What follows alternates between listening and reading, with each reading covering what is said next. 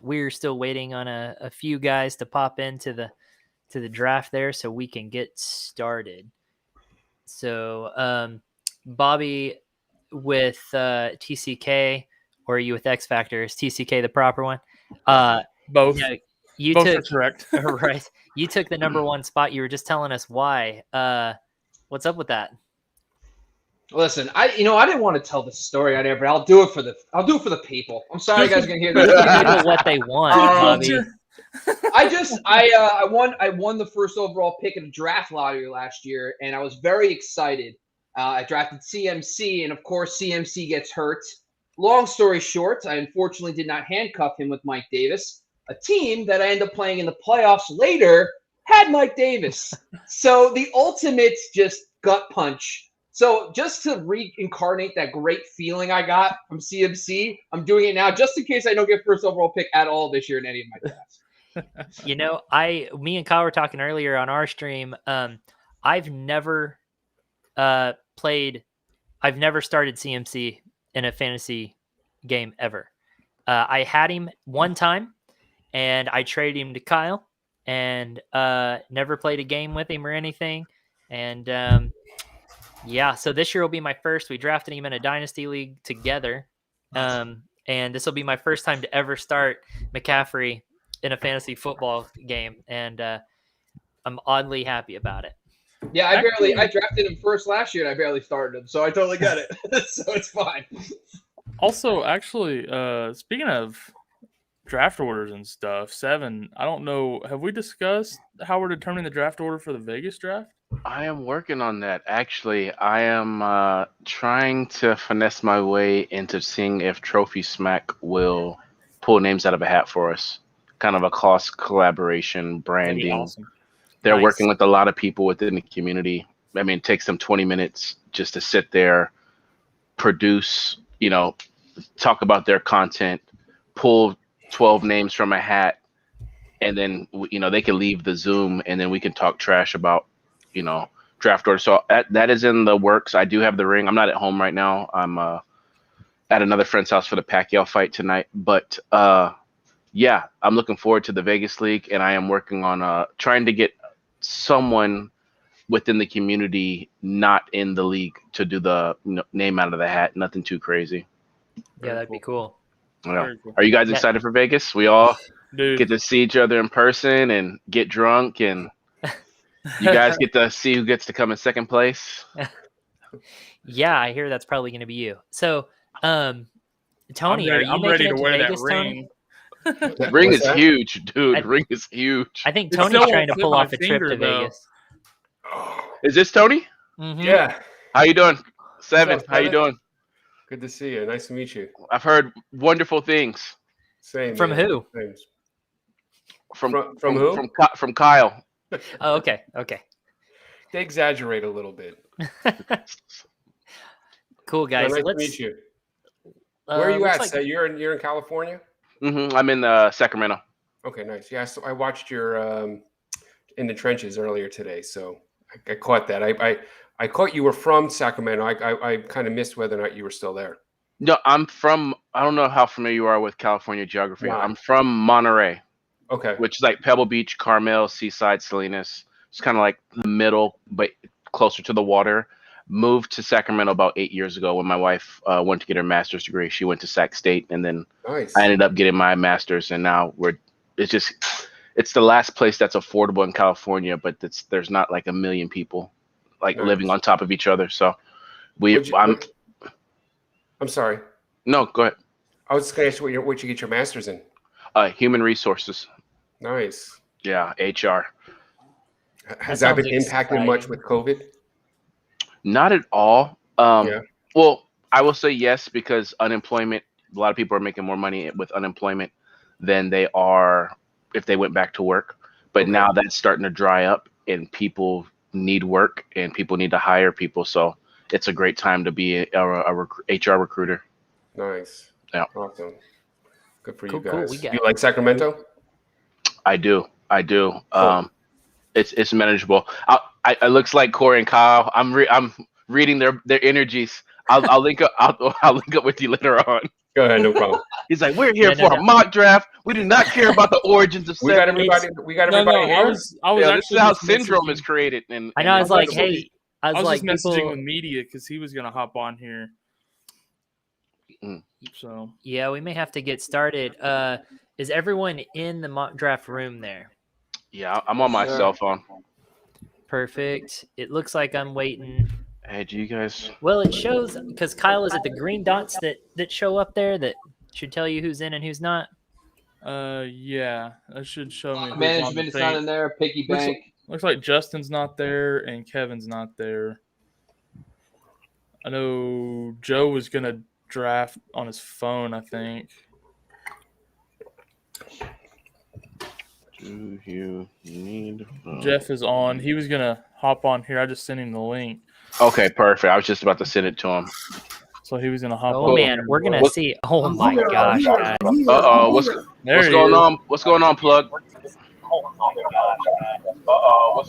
Uh-oh. 8 people on here. I got some Right. serious feedback. Plug is playing quiet there. Yeah, we got some feedback somewhere. That might be Flojo. You guys radio on? Mm-hmm. Let me get me out. I'll come back in. Yep. Hey, this is really coordinated, guys. Man, look at this group we got in here. Y'all hear me all right? Oh, There it we might go. have been. Yeah. Yeah, we can hear you, Jay. So that someone might else. actually be Okay. Media. Media, do you have our video or anything else playing in another window? It just. Just this. Oh man. Wait, It's definitely Media. Someone just clicked Definitely something. Jeff.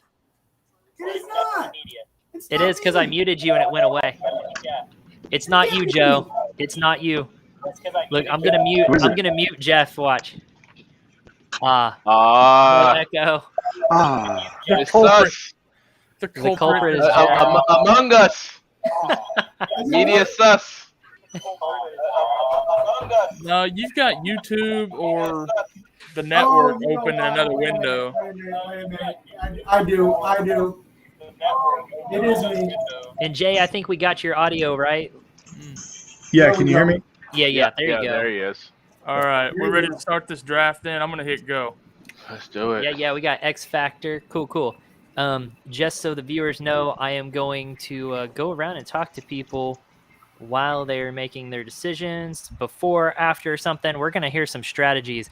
Guys, honor system, stick to your strategies. Don't try to snipe somebody or screw them over because of what you hear them say on their strategy or what they're thinking about players and whatnot. So let's Real just make quick. this as valuable to them as possible, to our viewers, that is. Yeah, real quick, Jay. I haven't heard anything from Justin, so I don't know if he's drafting from his phone or what. Yeah, he's supposed to be. He was, yeah, I don't know. He was telling me he was going to get a hold of you. Yeah, he said he's going to be doing it from his phone. His wife wanted to go out for dinner or something like that. So Yeah, I thought I told you that, Kyle. My bad. So No, Justin should okay. be I on was his just making phone. sure. I guess Kevin is too, then, because neither one of them show in the lobby right now. So I'm hoping they are. We're good. I'm on the clock, so Yeah, you're on the clock. Rock and roll. all right, let's move, baby. I'll make this Yeah. simple. There you go. Yeah, Kev should be ready. we don't need a cool. ton of in-depth analysis on the McCaffrey pick. I don't Piggy think. should be in Nah, we already- in a little bit. We already covered why he was picking McCaffrey. That's It's true, because yeah. he was burned. Not that it's tough to decide on McCaffrey number one overall here. Cool, guys. I am going to start hiding some of you guys on stream here, and I'm gonna get over here to Tony really quick. God, there's so many of you guys. Holy cow. Okay, that's a good thing though. Tony. Number 2, this is interesting. I have the number 2 draft tomorrow or number 2 pick in a draft tomorrow. What do you think on a number 2 pick? Yeah, well, I mean, I think at this spot, I just don't want to, you don't want to blow the draft Yeah. picking number 2, and I don't want to whiff here. So Josh Allen. So for you sure. want as sure a thing as you can get, and so the only guy here I think that you can make an argument for at number 2, and I don't think really you can go in any other direction, and that's that's got to be Dalvin Cook. He's as sure as thing as it comes at the running back position. Totally agree. Yeah, I mean, he's a volume monster. We already know Zimmer loves to feed him the football, and Totally. it's All right. We don't need that no-brainer. in depth. We know Dalvin Cook's a Yeah, we know. stud. Watch your fantasy quick hit video on him, right? Did I do a fantasy quick hit on Dalvin? I don't know. think I Maybe. did, but if I did, watch it. Yeah. We should. So All right. okay, Well, am I good never to mind. make- Jeff just am I- left his seat, so you can keep talking about him if you want, because he's next, and he just left us. Poor guy. Yeah. So I mean, I think for me, I'm not taking Saquon. I'm not taking Kamara. You have too many question marks with both of those guys.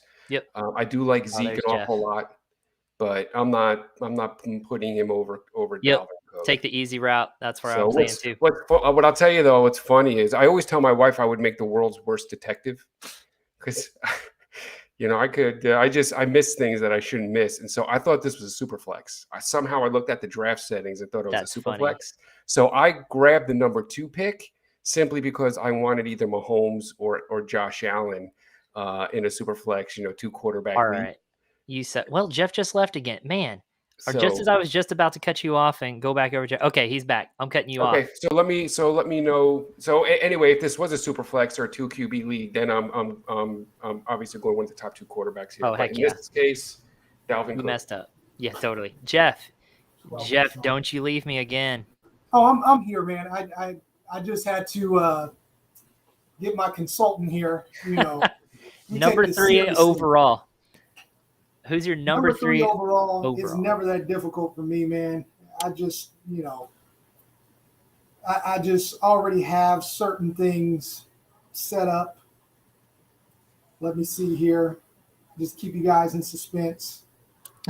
I'm doing this on one of the older, slow iPads as well.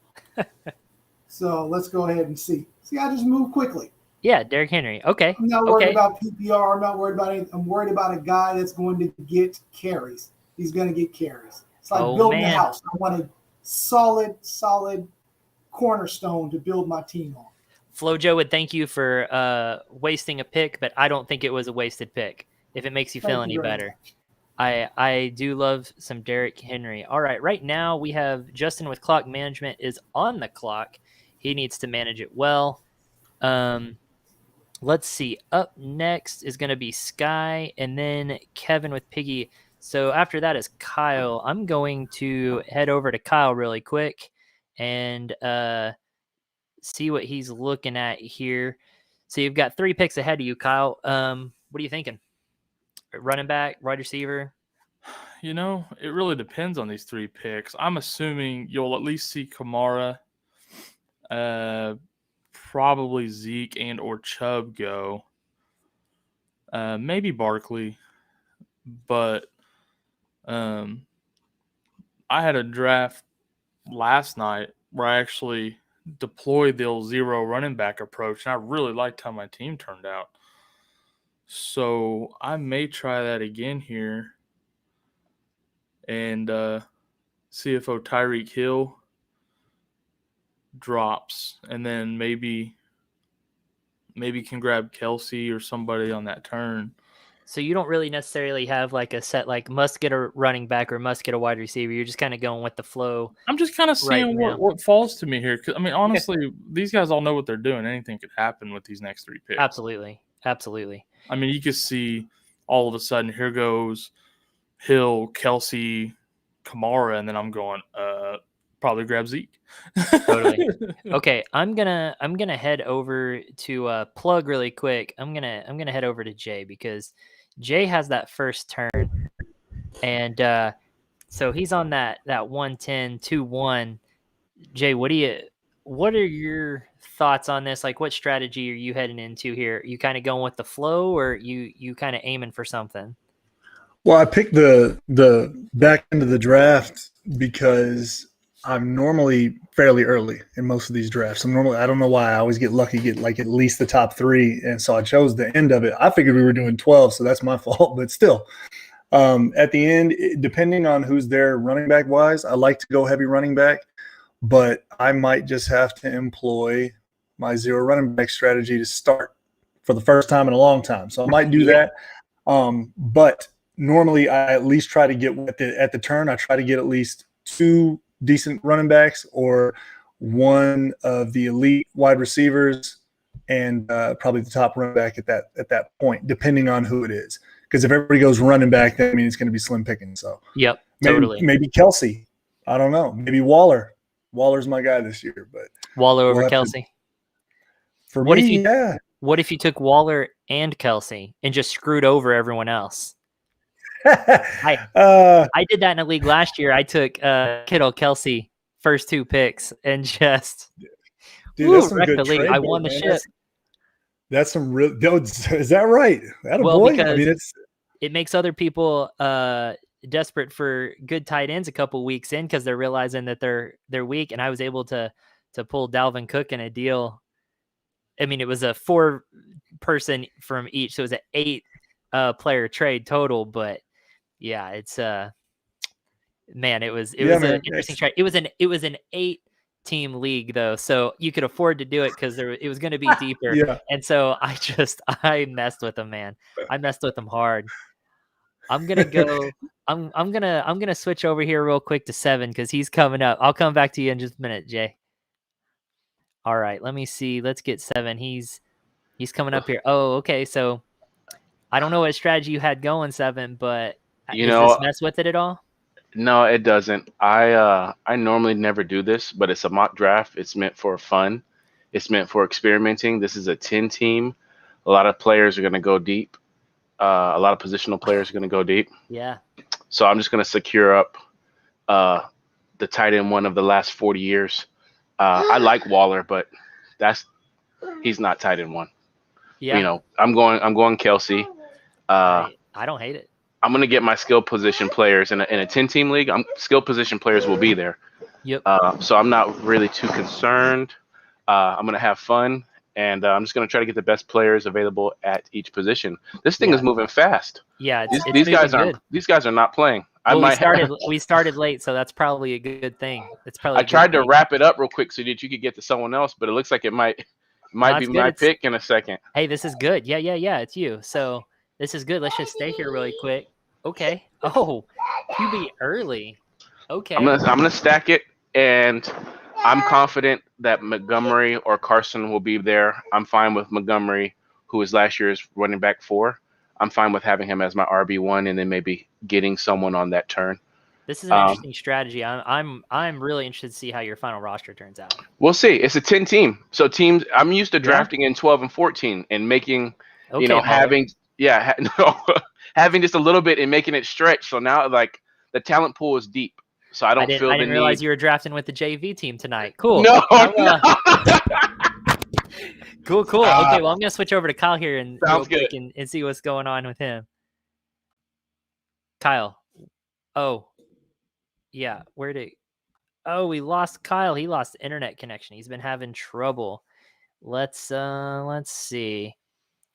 Who have I not talked to? Let's see. I'm gonna jump over here to Bobby really quick. Kyle's having issues. He lost internet. That seems to be a thing that keeps going on at about this time of night, every night, which is really strange for his internet, and he's not back on yet. Anyways, Bobby, you're at the next turn. There's Kyle. He's back. Cool. He went digs. Cool. Bobby, you've got a pick coming up at the next turn. Any sort of strategy for that, or are you just waiting right now? So this is the key, right? So we're in a 10-team league, but only has 2 running backs, 2 receivers, and a flex. That's a very shallow league. You're going to be in most leagues 12-team, but also you'll probably see leagues in 3 receivers. And 7's idea of taking Kelsey in the first is smart because Kelsey has more value in a 10-team league that only has technically 5 starting spots for running backs and receivers. Now, when you get into deeper formats, 12-team, 14, or 7, like let's say 2 running back, 3 receiver, a couple flex spots, Kelsey has a little less value because you're able to still get the tight end 8, 9, and 10 in like the double-digit rounds. So it's a good strategy. I like that. And then of course Kyle going wide receiver. He started talking. I think he got the itch. You know what I mean? He just brought up the fact that he did it last time, and now all of a sudden it's going to be a thing. So I'm interested to see what running back But the one thing I will say about this though, no matter look at the first 6, 7 picks, right? It's all running backs. Now, we all know that if you actually look at running back and receiver, they generally have, after the top like 3 or 4 guys, they typically kind of even out. So the wide receiver 1 is not worse than the running back 7 or 8. But the way the draft happens, you're always going to be a little behind in that aspect. So you're always going to be technically reaching for running backs. So he took the best 2 players, arguably. But then in the 3rd, 4th, 5th round, the receivers are still going to be better anyway. So that's why I kind of just accept that fact and take maybe a guy I truly believe in the 2nd round. Yeah, that's a good one. And you've got that back-to-back there, so you've got some wiggle room there. I love having that back-to-back in a 10-person. That's a good spot to be in right there in a 10 team. I'm going to hop over here real quick to Flojo, who did a running back. Let me see. I'll get Flojo up here. He's out picking up Chinese food or something. I don't know. Flojo, Bro, what's up, man? I was waiting for you're passing on the guy who has the best draft so far, so I'm kind of curious. Oh, where's he at? Hold on. Let me flip over to him really quick. I'm just kidding. What's up, man? Yeah, you got some guys you're high on. I mean, yeah, Saquon, Aaron Jones, they're both top 5 for me. Top 6, I'd say both of them. Saban's strategy is interesting. It's definitely against the grain. I don't know how it's going to work out. I kind of liked, I think his name was Bobby. I liked his points as well. But you just don't want to get caught slipping. And that's probably what's going to happen to him and whoever else isn't taking RB. Wide receiver 1 and tight end are, in my opinion, a lot more important, regardless of a 10-team, 12-team, 14-team, because that positional value, that differential, is pretty huge aside from RBs. Yeah. Yeah, I'm curious. So it's interesting because you got the 2 RBs and then Kyle went 2 wide receivers. So, and then you have 7 who went tight end quarterback. So a couple different strategies there. The others so far have gone in the first 2 rounds. They've gone running back or wide receiver, no particular order there. They've kind of done one of each so far. So it'll be interesting to see how these different strategies kind of work out. I'm curious, but I'm betting RB heavy is generally going to be, I think the better draft, man. But we'll figure it out. We'll see what's up. Cool. Okay, I'm gonna hop over here. Let's go to Jeff again. He's got a pick coming up here. So Jeff took Henry with his first. All right, we had Sky took Kamara and Eckler, 2 receiving backs there, which could be pretty valuable, which is nice. So you went with Henry, who is not a receiving back by any means, but a solid running back for sure. Kind of a safe pick in my opinion. I don't care what Flojo says. Najee Harris. I like it. What's up with that? I'm a safe guy, Corey. Yeah. Hey, I'm kind of the same way. I like to play it as safe as possible. You want that stability in somebody. But you say that, but then you pick Najee Harris, who we haven't seen played down in a real NFL game yet. What's up? That is true. The reason is I trust the Steelers. They know good running backs, I think, most of the time. Actually, my thing is when I know a guy's going to get targets, when I know he's going to get carries, those are my things. I know I can find wide receivers later on that are going to be a number 1 wide receiver on a team. That's always what I look for. The targets are going to be about the same. Then, you start looking at the skill. But there are quite a bit more wide receivers that can provide the same value as some of the guys that go off the board really early later on in the draft. So 100% agree. Yeah. And Najee Harris is one that I believe is going to get receptions as well. The guy is an all-around back. Followed him in college, followed him at Alabama. I think it's going to translate to the pros. So cool. That's why I selected him. Yeah, I don't blame you there at all. Now you're back on the clock. What's your strategy now? Well, since he's still there, I can probably find another running back a little bit later. But why not get a guy that's going to get a lot of targets? Are you surprised that Calvin Ridley fell to you I am. this late? I am. Very surprised. Yep. Very surprised. But, I mean, when you look at who went before him, I mean, there's a lot of good talent. There's a lot of good talent on that board. There is. But, yeah, that's a great pickup this late. I feel like as a Seattle fan and a guy that has a man crush on DK Metcalf, I wouldn't have taken him in the second round over Ridley. So I was kind of glad when I saw that. I was like, well, okay, there is a chance that Ridley might fall to me. So cool. Okay, I'm gonna hop back over here to Bobby really quick, because I almost feel like Bobby is trying to punish those who didn't take a running back yet. Yeah. And trying to I know this is a mock draft, but opens up some trade possibilities in a real draft if you do that too. So was that kind of your thought there, is make these other teams struggle a little bit that hadn't taken a running back yet, or what's up? No, it's kind of comes up to you have to draft in tiers, right? So, like, I think Mixon and CEH, it was a Gibson and Najee Harris. Like, that last 4 picks, I kind of feel then there's a drop to the next tier of running backs. For wide receivers, without saying names, I'm still obsessed with, like, 4 or 5 guys on the board. But now I know my running backs are locked up. I have a flex like Joe Mixon in my flex. I feel pretty comfortable now. And now in the middle rounds, I can really hammer good receivers, maybe even pivot to a tight end like Andrews or Hawkinson at some point. So it gives me more flexibility at those positions because, like I just touched on, there's going to be really good receivers in the middle rounds. And then instead of trying to pivot to like Myles Gaskin, Mike Davis, I feel more comfortable and I can go after one of those elite receivers. Nice. Okay, cool. I'm going to hop over here to Jay really quick while he's on. Where is he at? I got a long list over here. Jay, got this back to back. I know you were talking about Kelsey early. He went and then he didn't pick up 7, any, and now all of those they're all gone. Those top 3. Yeah, look, 7.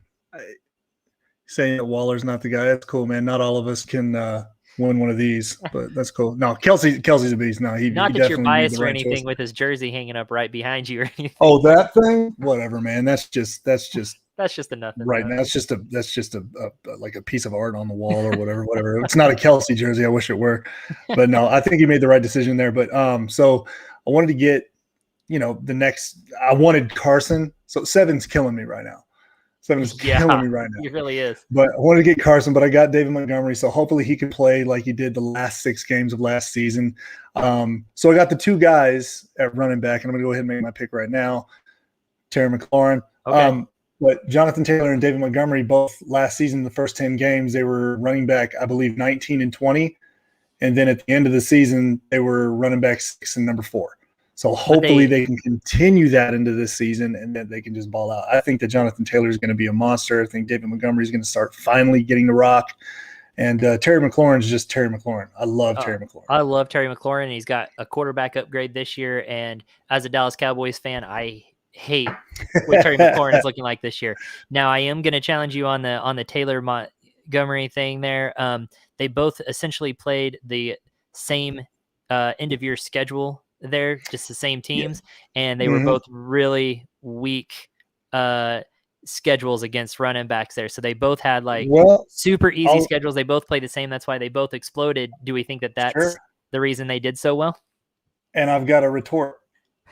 Taylor has the the easiest schedule for a running back all season. And so it plays right into his hands. So there. No, I think that's great. And that's a great tidbit for people to know, is that he does have an easy schedule for running backs. And so if you're worried about, well, he only did good against an easy schedule, well, guess what? His whole schedule is easy. So go for it.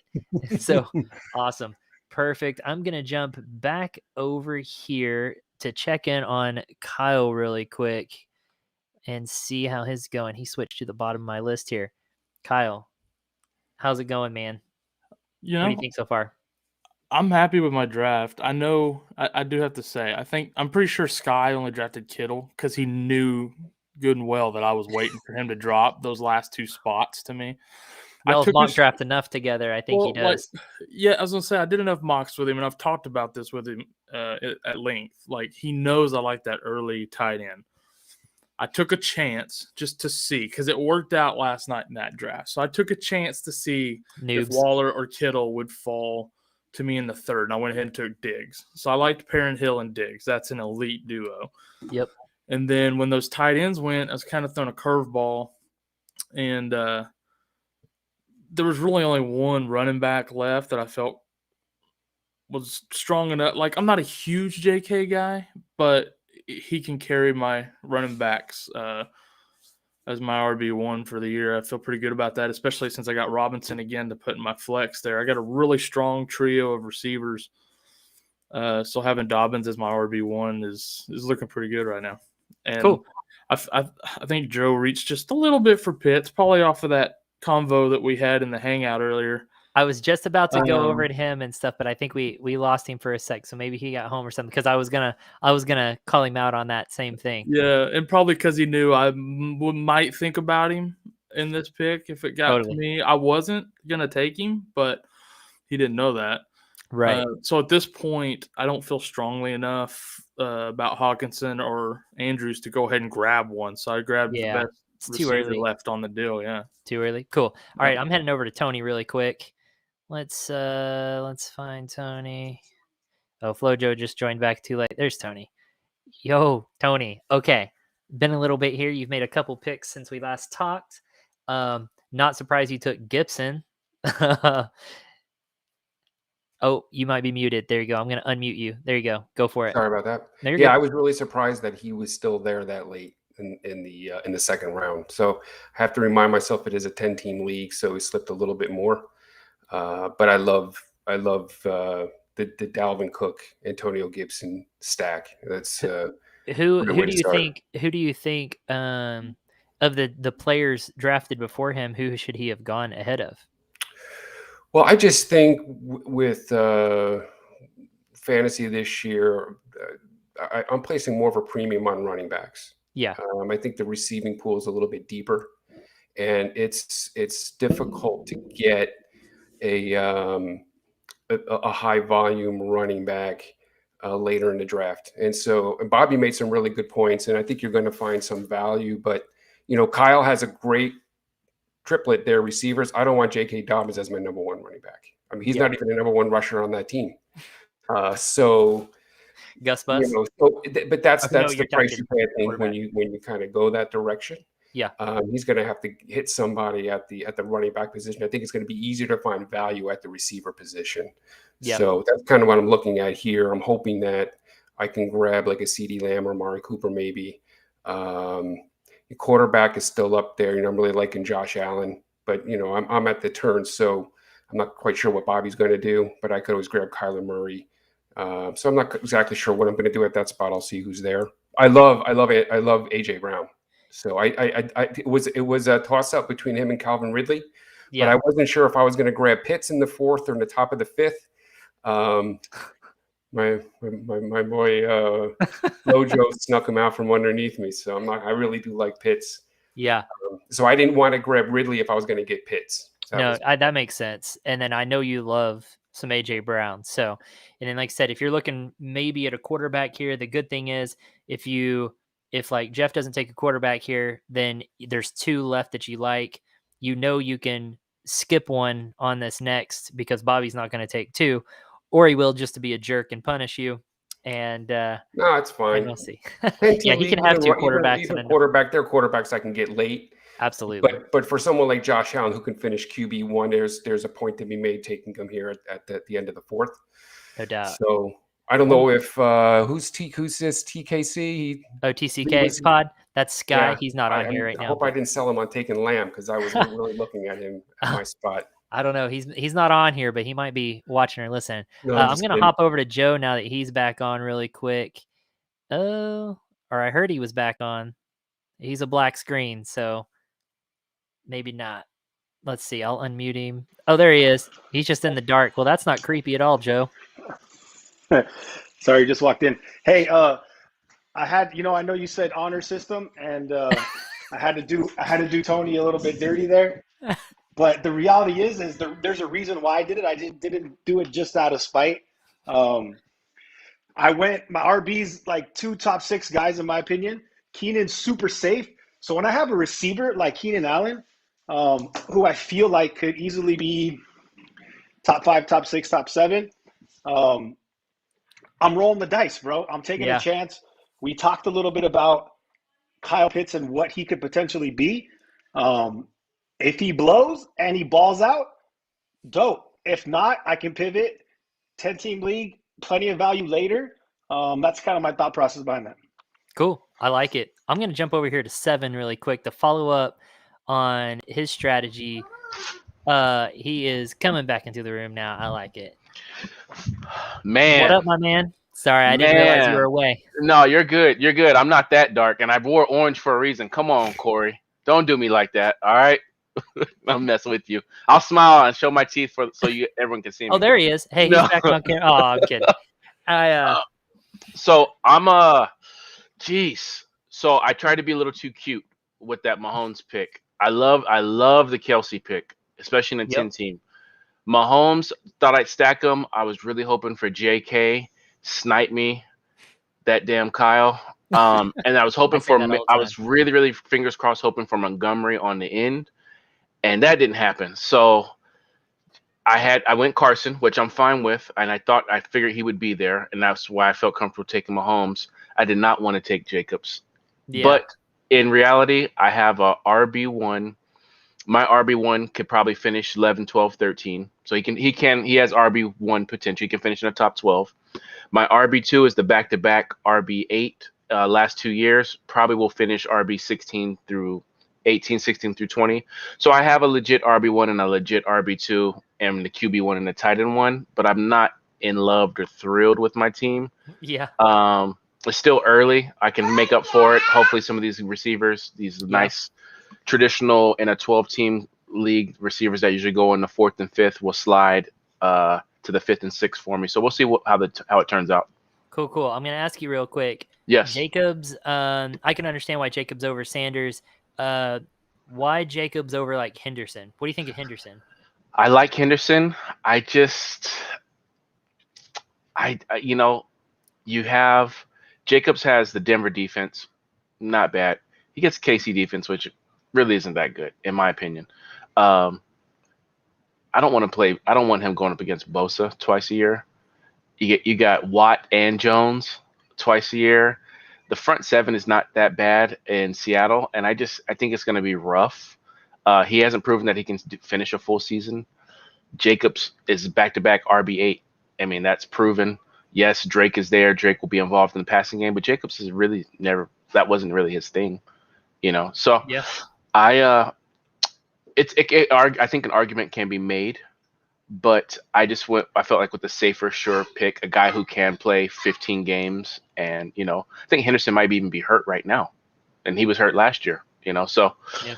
I just went with the safer RB2. He should finish in the top 24, and I just felt like Jacobs was the safer pick. Yeah. And then one more question for you. Are you surprised you haven't been drafted yet, Kyler? I'm going to leave it at that. I'm just going to let you be mad at me for that question, and I'm going to skip over here to Jeff. Where's Jeff? Let me find Jeff real quick. Jeff, Mr. I knew it was coming. Like, man, what are you doing? I knew picking another rookie? Controversial pick. Come on, man. Pick. The first one, the first reach. I'm looking like the Giants when they went and took Daniel Jones, although I'm hoping for a different result. Yeah, no joke. Devontae Williams. What you thinking? I think that he has proven enough that eventually by the time I need him, he is going to overtake Melvin Gordon. Melvin Gordon, I've known from the past when he has a groin injury, it tends to linger. And the Broncos really like what they see in this guy. So I'm thinking that he might have already cemented the number 1 running back spot. We'll see. It's a risk. But if he has, knowing the coach that they have that likes to run the ball, still got some instability at the quarterback position, they might lean on the run a little bit more. So I'm just continuing to solidify the number 1 position that I always try to do, which is the running backs. And I can play him the flex. And if he's killing it, I'm going to be killing my opponents. No doubt. Good flex, good bye week cover or injury cover. I mean, he's your number 3 running back. So it's kind of safe. And I kind of agree that he'll probably end up overtaking Gordon at some point. Or he'll just be very productive when he's splitting time. Yes. So I mean, I like Williams a lot, and I think that his coaches like him a lot as well. So a little bit controversial, maybe a little bit of a reach, but who knows if he would have made it back to your next pick. Who knows? That's Maybe it. not. So if you want a guy, you got to get him, right? If you've got a guy. So I'm going to reach over to really quick because I was a little surprised by some of these picks here with Tony, because he was talking quarterback and then didn't take a quarterback, even though Josh Allen was taken right before. So, Tony, what's up? Yeah, so I was hoping to get Allen. I would have taken Allen there if he slipped out just one more spot. Yeah. But there's I just couldn't pass on some of the receivers that were still there, and the quarterback. I'm not sold on Kyler this year. Not he's got the dual threat, but I've read some information coming out of Arizona that you might look to dial down the running this year, and so that that might remove his high floor, his weekly floor. Yep. One thing that I want to mention though, as he goes off the board there, look at that. What's that? Kyle he just came off. Right, yeah, I mean, I'm not down on Kyler. It's a little bit deeper in here too. So when you've got Cooper and Woods there, and now you're down into a little bit deeper, so it makes a little sense. One thing I did want to mention, one thing that I'm keeping a real close eye on, I just wanted to bring up, I do an auction league where we do forced rosters. And so we start 2 running backs, but we can only draft 3. Mm-hmm. 5 receivers, we start 3. The reason why I bring it up is because it's really trained me to watch my bye weeks. Yep. And there's a couple of heavy bye weeks this year. Week 7 and week 9 seem to be pretty tight. So one of the things that I'm also looking at is I want to make sure that I can get players that I can get into my starting rotation who aren't going to conflict with my other starters on those bye weeks. So that also was playing into why I decided to go receiver there. I wanted to make sure that I had a starting rotation that I could roll out and not have to worry about, finding 2 replacements later on. So I want to mention that. Makes sense. I'm not sure if the other guys play in forced rosters, but when you do that, it really kind of just trains you mentally to be always looking out at buys. Yeah, I actually really like that. But I'm also personally, I try to get as many of my players on the same bye week, sacrifice 1 week, and call it good for the Well, that's rest. a whole other strategy. I'm not going to debate that with you. Not switching now, huh? I wouldn't go that route, but that's okay. All right, I don't want any gimme weeks. They're going to get a gimme week against me. I'm switching over to Plug real quick. Just get an update on your draft here, man. Thielen. So I know some people are a little down on him because they say he's touchdown dependent, but obviously you feel comfortable. Yeah, I like touchdowns. I like touchdowns. He's a red zone monster. Yep. Jefferson is the main receiver there. I can say, he's LSU boy. Love that. Go Tigers. But Adam Thielen is a touchdown machine. He's proven it season in, season out. People can say whatever they want. That's okay. I'm better. No, that's kind of rude. I don't mean to say stuff like that. But seriously, I like Adam Thielen. But seriously, Adam Thielen is a hell of a receiver. Touchdown dependent. Fine. He did just fine last season. Yeah, he had, 14? So, and then the whole regression thing, anybody who listens to me for whatever reason that would be, regression is the worst argument for me when it comes to fantasy football. I heard somebody talking about Derrick Henry, who he had 2,000 yards or whatever, and the last person to do it, who was it? Had 1,500 yards. There's going to be an argument right here with Flo. Joe. This guy. Was it this guy? But regression happens, but I'll take 1,500 yards. I've got no problem with that. I've got no problem if Adam Thielen's touchdowns regress, he could lose 5 touchdowns and he'd still have 9 on the season. I'll take that. I totally agree. Yep. All right, now I'm going to ask you about Andrews. Andrews, he is the main. It doesn't who's the main receiver at Minnesota. Like Jefferson would definitely be that guy. Mark Andrews is that guy in Baltimore, and he is the security blanket for Lamar Jackson. Whenever he's got to throw the ball, he always throws it to Andrews. He's done it multiple seasons. Again, it's safe. It's safe. And I like Hawkinson. I was kind of going back and forth between Hawkinson and Andrews, but I know what Andrews is going to get. Yep. Hawkinson, you never really know with Goff there. And granted, he's one of the main targets in Detroit, but then you've got Amon-Ra St. Brown. Every time I think of that name, it's the sun god. I always think of that. But St. Brown is there, and he is just killing it in the off season, or the preseason. So I mean, Andrews is it as far as I'm concerned, because he is the main guy. He's going to be getting more targets than Hawkinson, in my opinion. Yep, I like him more too, but also I'm a Sooner fan, so I have a little bit of bias there, but that's okay. I'm not afraid to admit it. But I do think he is the main receiver there. I 100% agree with that, and I like it. I'm going to hop over here to Bobby really quick because we haven't talked to Bobby in a little while, and I'm seeing that very running back heavy, Bobby. Oh, you're on mute. I'll unmute you real quick. Go for it, buddy. Yeah, sorry about that. Yeah, I am. Well, what happened was it's just as simple as I looked. Yes, it's a shallow league. I probably taking a fourth running back there might not be ideal because he's going to be on your bench to start at least week 1. Mixon has injury history. McCaffrey missed a bunch of games. Clyde's banged up right now. But Darrell Henderson, let's just be frank. If Cam Akers was healthy right now, he would have gone in the first round. Now, Cam Akers is gone, and Darrell Henderson is not even being picked in the first 4 rounds. This is it's Stafford, Kupp, Woods, Djax, Higbee, all these guys. The offensive line returning most of their starters. It's just it makes no sense that if we're going to take Cam Akers in the first last season on a per touch basis, Darrell Henderson was better. That's just not making shit up. That's the facts.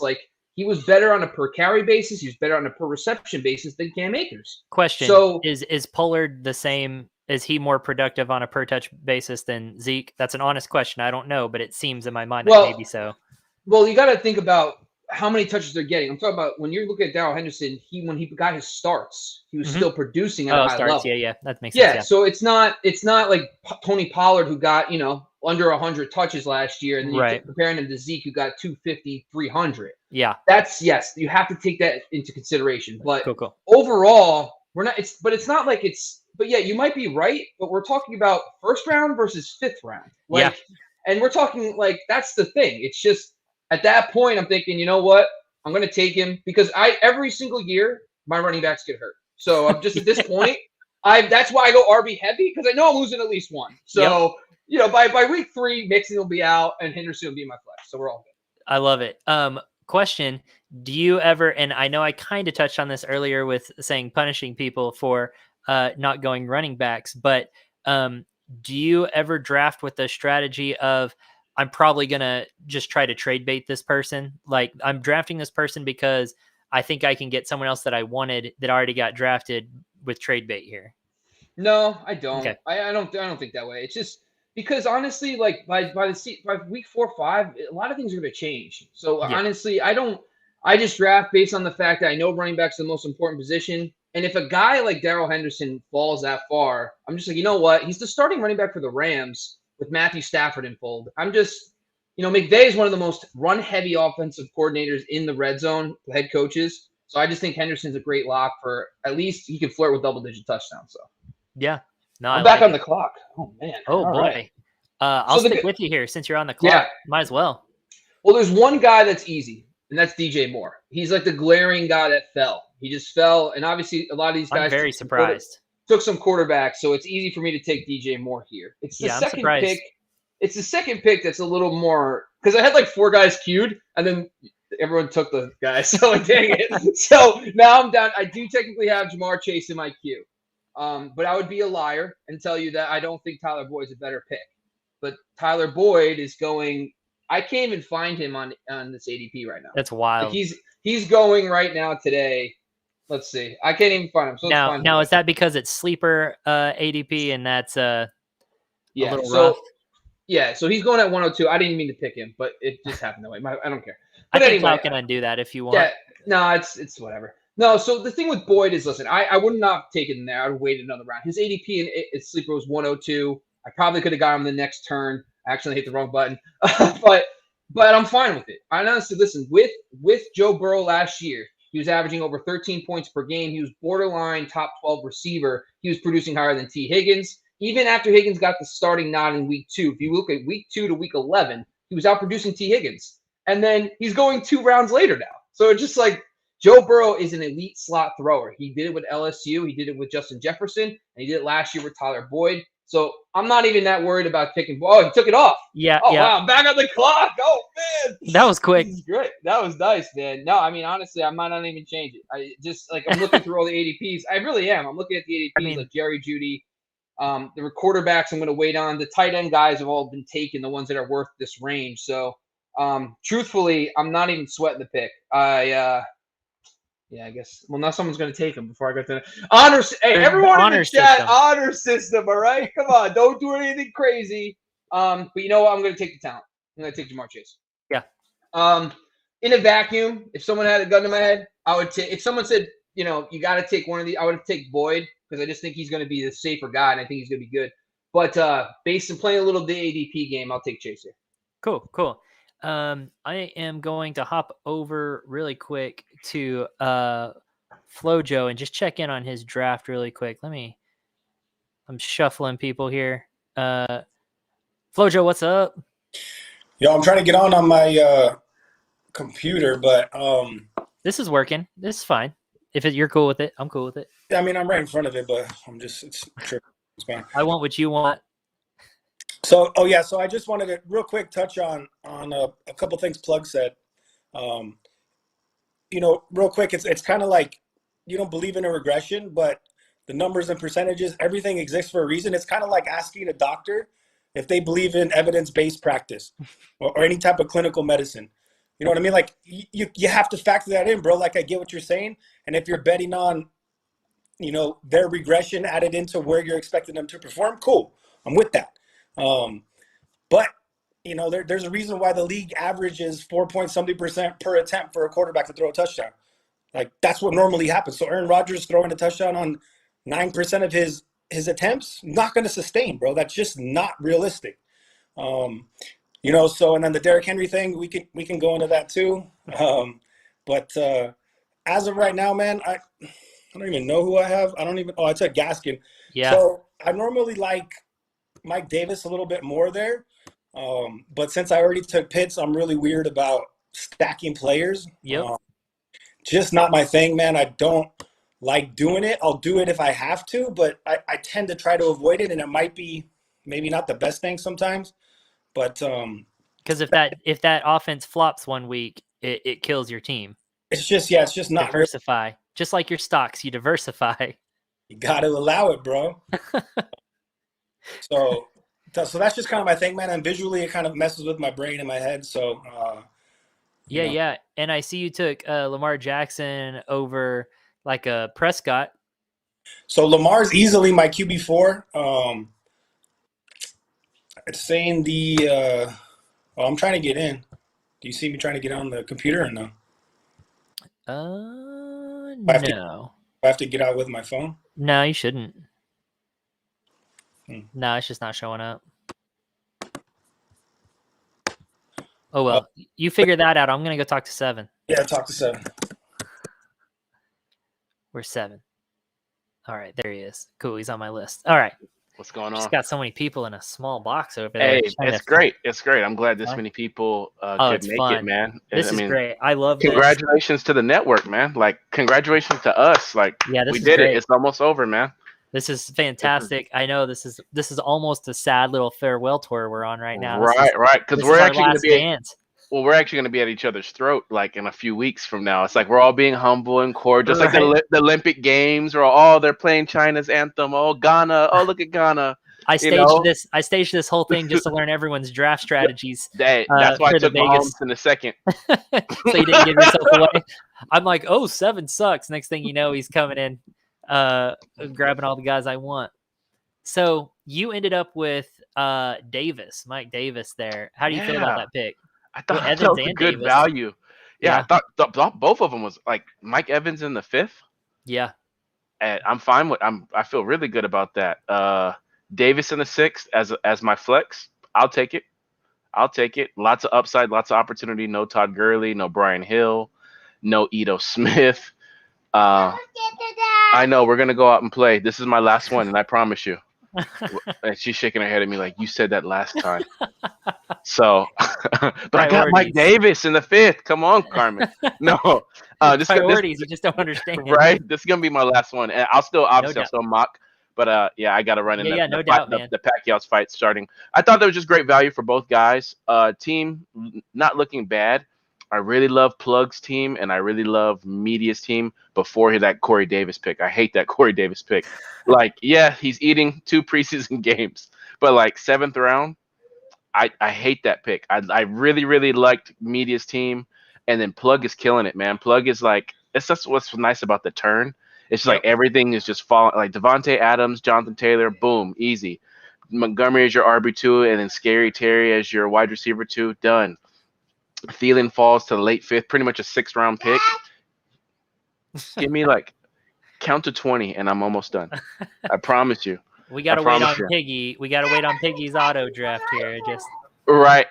So Thielen, great flex, and then Andrews, and he's probably still. I'm not gonna talk too much, but he's still got options at QB because Herbert's there, Murray's there. I have Mahomes, so he's gonna get whoever he wants if he even wants to take a QB. So I think Plug is winning. If there is a mock draft winner into the 7th round, Plug is winning. But this is fun. This is a great experience. I'm gonna leave and just go back to dad mode, and then boxing's gonna be on. So no doubt, man. I love Factor, man. Great analysis, great vocal. Man, he's got charisma. Like I thought my boy Flojo had charisma. He's over there cooking. Yeah, so he's got a great vocal talent for sure, man. So hopefully we can collaborate with him later down the road. But thanks for having me, man. No doubt. Appreciate you being on. Thanks for being a part of the launch today and a part of the team. And love you, bro. Yeah, likewise. Take care, Kyle, everyone. Tom, nice meeting you. And good luck to everyone. Oh, dang, really? He auto-picked him? Jeez, this guy. What? All right, let's see. I got my pick up. Let me make my pick while I'm online before I go out and play outside. You were going to sneak Michael Thomas there, huh? I wasn't, but the fact that he got auto-drafted there. Let's see who's available. I need a wide receiver. I mean, Sleeper has not updated their stuff. You know what? I'll take the – ooh, I already have Davis. What running backs are available? Oh, Robinson. You know what? There are a lot of wide receiver 2s available. I'm going to go ahead and just secure Robinson. I don't think that's a bad pick at all. I think he's 7th round. Good roll. Yeah, I think he'll get at least 180, kind of flirt with 200 total touches. Yeah, they're not just dropping him. No. I mean, they're not paying him dirt. They're paying. He's a 6th rounder, so he's making as much as I am right now. So they can run him to the ground for free. And I'll get my wide receiver 2, right? Whoever best receiver available, I'll take one right here. That's a wham bam. Thank you, man. Hey, take care, man. Appreciate it, buddy. Have a good one. You too. Peace. See you. All right, let's get back over here to Kyle. It's been a little bit. He's got some picks coming up. Kyle, it's been a little while. You've picked 3 times now. You're on your 4th since the last time we talked, I think. Yeah, and Plug just took my boy Carter that I was going to grab here on the turnaround. Oh boy, that sucks. Yeah, it's all good. I mean, it is what it is at this point. I knew my running backs were going to suck just from the strategy that I deployed here. Yeah, but I mean, I got an amazing trio of receivers. I got a top 3 quarterback, the last top tight end before a huge drop off. So, I mean, I could have done worse than Dobbins and Edmonds as my starting running backs, truthfully. Yeah, no, I agree. And now I'm on the clock, and honestly, I'm just going with best available kind of deal right now. Might be kind of a weird pick here. I don't know. I'm really high on this guy this year, Cortland Sutton. Oh, yeah, I don't hate that. I've got a lot of stock in him in my drafts so far. The dude's good, and I like we've him a lot. heard from our inside guy that Drew Lock might be kind of getting his crap together, and those Denver fans have some faith in him. I mean, not like they have a choice, so they're gonna support him. So I don't know if that's just if he's Homer healthy, he's stuff. a monster. Yeah, yep. I don't mind that pick at all. Okay, I'm gonna hop over to Jeff really quick because we haven't talked in just a bit, and so you took 2 wide receivers, one which was highly controversial with 7. So he didn't appreciate your Corey Davis pick. I'm really upset that he left. I'm really upset that he left. Yeah, he kind of dropped that ball and then just jetted. Yeah, man. Corey Davis, some people are kind of thinking that the Jets, other than Michael Carter, it seems like the Jets offense is an afterthought. Zach Wilson's going to throw the ball, and he's going to throw it a lot. And he's playing with the other starting receivers right now. It seems like Corey Davis is his guy of choice. So the preseason tells you some things. I've won leagues by doing research. I remember, it's going to tell my age, but seeing Victor Cruz back in the day. Hey, I love me some Victor Cruz. When nobody else was really looking at him, and it paid dividends. So when I start to see rapport being built, especially with a rookie quarterback, the best friend of a rookie quarterback is usually the running back, but they don't really know who that is right now. So the next best thing is going to be the number 1 wide receiver. So I always like to take number 1s, especially in offense where they're going to be throwing the ball. Everybody thinks the Jets are going to run, kind of copy what the Niners did. I don't think so. I think they drafted this kid to go ahead and sling the ball around, and this is who he's going to sling it to. And now that I'm up again. With a name like Corey, you can't go wrong, man. What's that? With a name like Corey, you can't go wrong. There you go. There you go. And I'm fighting between 2 guys right now, but I'm going to pick the guy that is a Swiss Army knife, and I think is going to be used in a bunch of places on the field. I'm taking my man LaVisca. I think that's a good pick too. I like him. He could turn around and be another number 1. Absolutely. Marvin Jones a little bit longer in the tooth. I really don't trust DJ Chark right now. This kid has proven that he's got some game. So this is a perfect time to take another risk. I like it. All right, I'm going to head over to X Factor really quick while he's on the clock here, and then I'm going to head to Tony on that on his turn really quick. What up, Bobby? What you thinking here, buddy? Oh, you're on mute again. I got you. You're feeling. Let's go. Hold on a second. There we go. I got you off mute. You're good. Second time in a row. I mean, listen, you're that guy in the Zoom meeting. Yeah. That's on me. That's on me. But no one's asked you how you think, man. What's going on? Talk to me about your draft. I'm flipping the script. I'm hosting. Tell me what you think, man. What's going on with your thought process? My draft is great. I'm not the worst team, mostly because I don't have a team. Yeah, no, I'm having a blast. This is fun. I'm actually learning a lot. Oh, man, I just hit my microphone. I talk with my hands so much. No, I'm having a blast. I'm actually learning a lot from you guys and the different strategies and why you're picking these guys. But Sky is not on, and I saw something really interesting. So I'm going to ask you, because you probably know the most about Sky and his thought process. Sermon before Mostert. You care to explain away his reasoning there? Yeah, you know what? It's because he has Kamara and Eckler.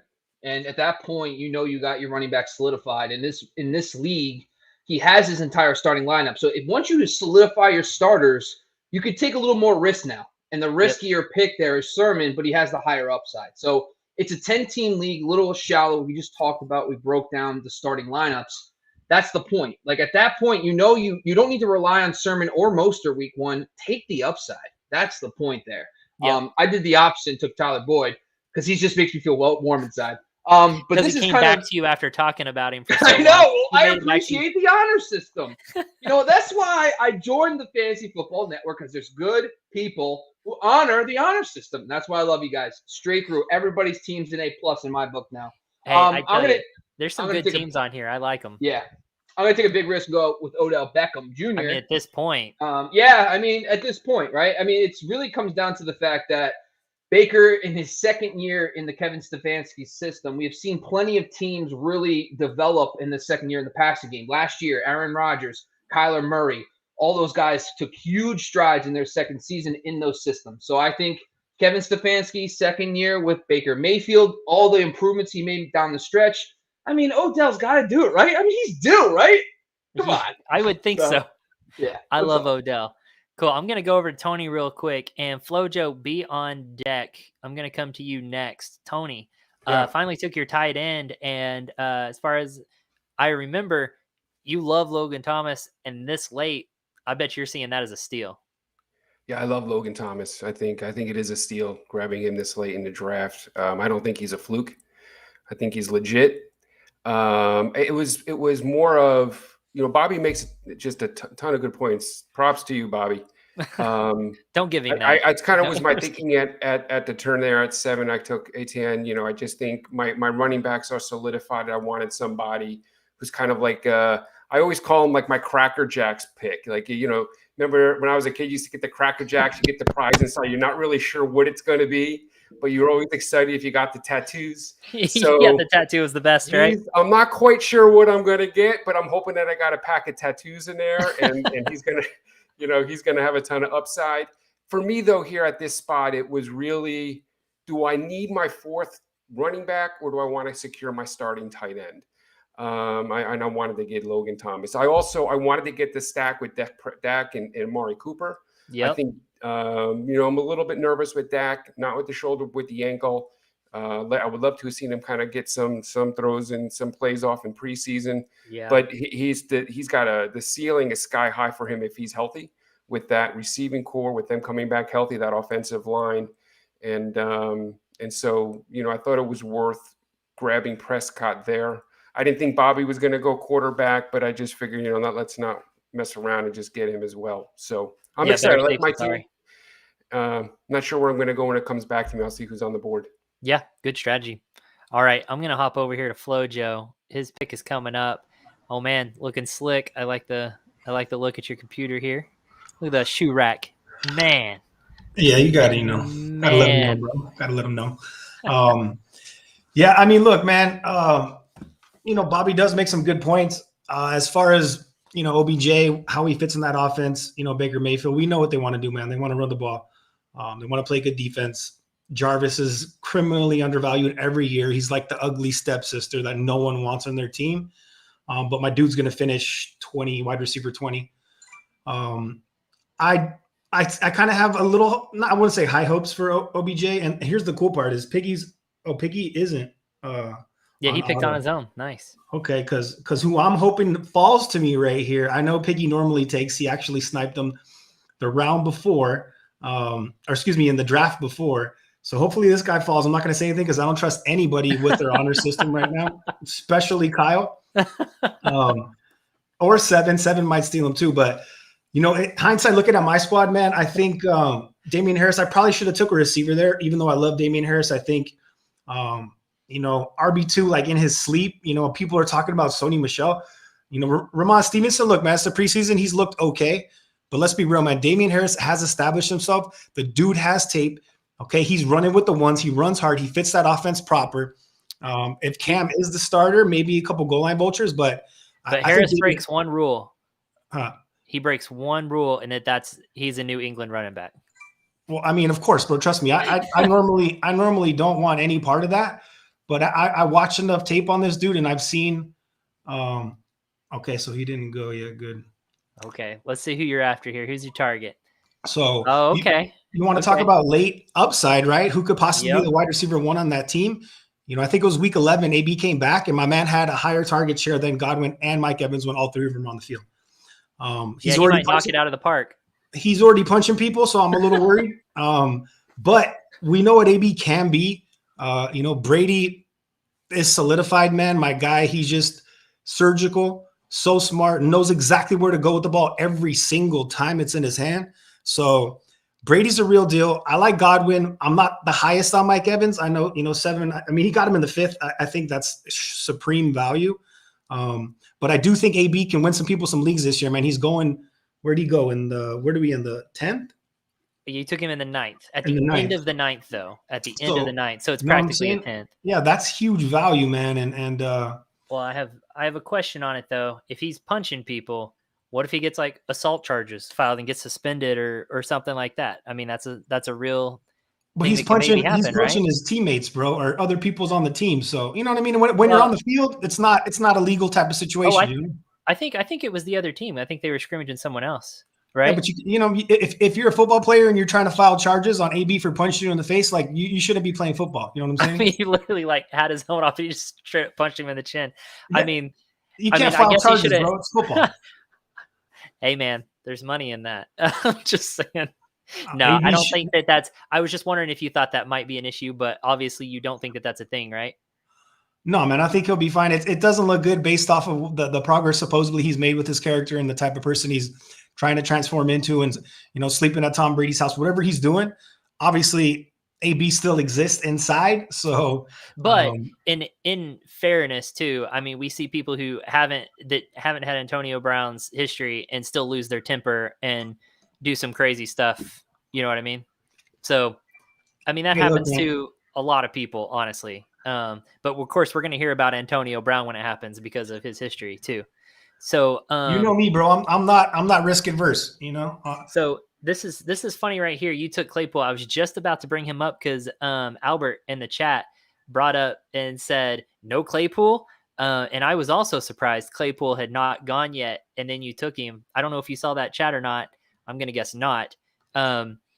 So Claypool, you surprised he fell to you this late?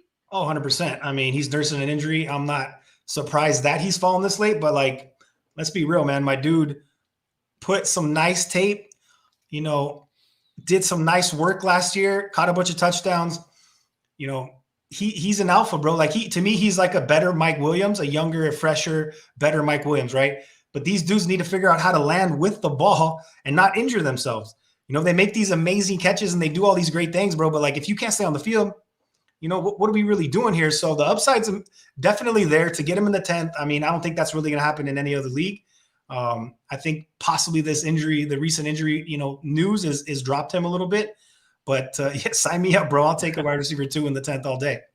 Cool. I like that too. All right, I'm gonna hop over here to Jeff really quick, and let's see, Jeff, you got your tight end there, and I was high on Goddard earlier on, but now that Ertz just won't go away, it's really hurting me.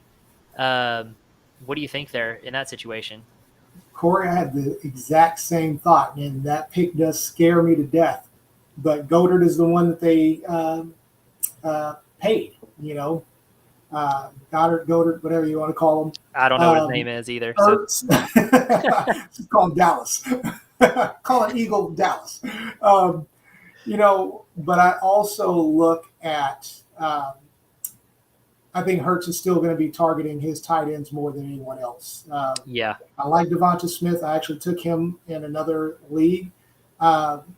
But I still know that those two tight ends can serve more like wide receivers. So they're going to get their target share. And they're probably going to get more targets than anybody else that I saw left on the board.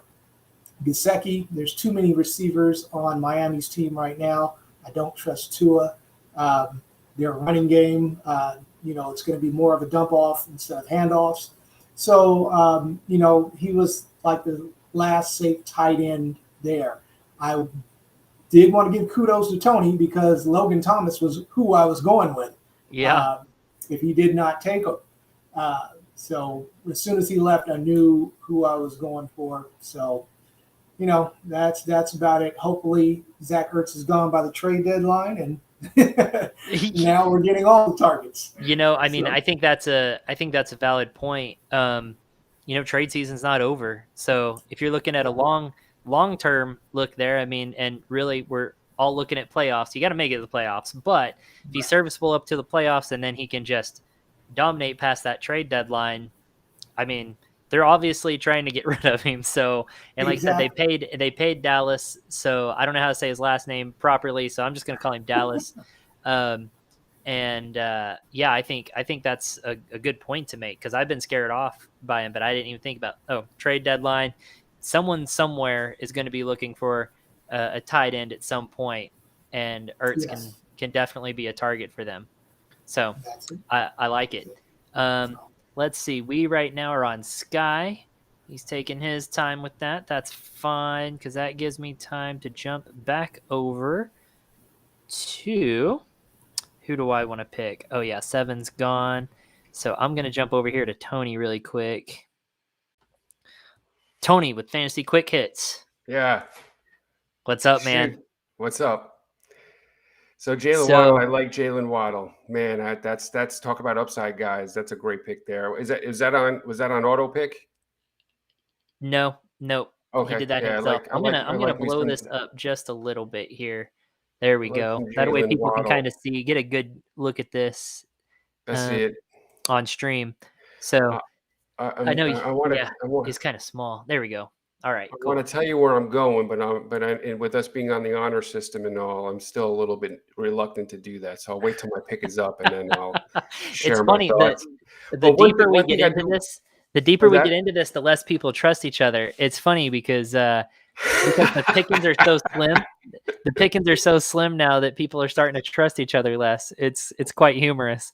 So Well, I- everyone at the beginning was like, "Oh, this is what I'm trying. This is who I'm going for." The further we get, people are like, I don't trust Yeah. people to not take who I want. So You know, I think I mentioned earlier in our meet and greet that I grew up in a large Italian family of 31 of 78 grandkids, and so tons Jeez. of cousins, and so we used to find ways to stick it to each other all the time, bust chops, and so I'm nervous that there's a part of that. So here we go. So there's a part of that's still in me, and so Yep. as I look at my team, here's one thing I like about my team, and this is not a critique on anyone else's team, but one of the things that I never seem to do a good job of is making a decision on a weekly basis if I've got two guys that I want to put in my flex, or I never seem to make the right decisions with those calls on a week to week basis. So one thing I like about my team is I know who my starters are. I've got Cook and Gibson starting, Brown, Cooper, and Woods. There's my two wide receivers in my flex. So one thing that makes me nervous is I look at some of these, I'm like, man, I don't know who I would start. Like who's my starter? Who's my flex? And I'd be afraid of making the wrong call here. Now, this is going to be very early for this guy, but it'll make me sleep better tonight, even though it's just a mock draft, and I'll feel I can like exhale once I get this guy here. Let me get him up on the app, and then let's see here. Looking for running back, if that tells you who it is. it does not. Yeah. Oh, So I yeah. can't afford to have an injury with Dalvin Cook go down, and all of a sudden I'm stuck at running back. So I Yeah. want to make sure at this point that I can protect myself with a little bit of insurance and grab Madison. Again, probably early. I don't think anybody else is looking at him, but makes me feel better. I mean, you've got your team filled out, so not bad to go with one of the best handcuffs in the league, and definitely a safety net. Because the thing with Madison is, you don't typically, it's only a 12 round thing here, but you don't typically handcuff until way late. But Madison's not your typical handcuff, so Right. And not just the way not a my- bad strategy. The way my draft is gone, I just can't afford an injury to Cook. I wouldn't be able to survive that. That would sink my entire season. So this is kind of a tough call here for me. I know you probably want to jump to somebody else. I'm not really. No, I quite wanted to see this sure. pick here. It's perfect. I'm You not being at really this sure. spot makes it really easy to kind of stick on you here. I'd like to grab another running back just because I'm not very deep there. And this is probably going to make somebody else upset because I don't know who took Zeke. But if Zeke goes down, I want to have somebody that I can stick in there. So I'm going to go ahead and take Pollard, who's another great cuff. I'm just thinking who's going to give me potential upside on the season if something should happen to another player. Because these are kind of all, these are crapshoots now. Yeah, no doubt. That's clock management that has Zeke. So Okay. So I'm sticking it to take that clock management. should have managed that a little bit better, maybe. Cool. I'm gonna jump over to Kyle really quick because he's got pick coming up. Kyle on stream. There we go. Let's hide Tony. He doesn't need to be up there. I'm gonna shrink us a little bit so people can see the draft board. Make sure they're up to date here. So Fournette and Moss since the last time we talked. Yeah, I mean, honestly, zero running back. I'm just grabbing guys that'll get some touches, right, and then try to play matchup with them. These guys are gonna get, probably 10, 12 carries a game at least. So you're just looking for opportunity. Probably the goal line options on their respective teams. So you're just looking for upside at this point. So that was your thought of Fournette over Rojo? Yeah. You kind of saw his usage increase last year, especially in the playoffs and stuff. So I think Fournette will get a lot more play this year.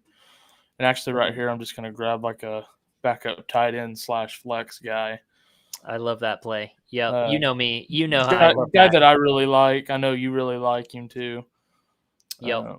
But I was a little surprised, I guess. Even Fournette and Moss both.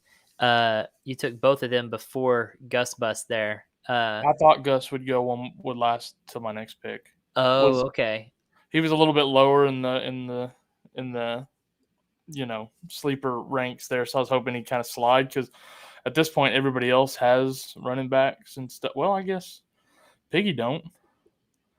He's got Chubb, Hunt, and Gus Edwards and Connor, so I guess he kind of needed a running back there, but I didn't really look at that close, so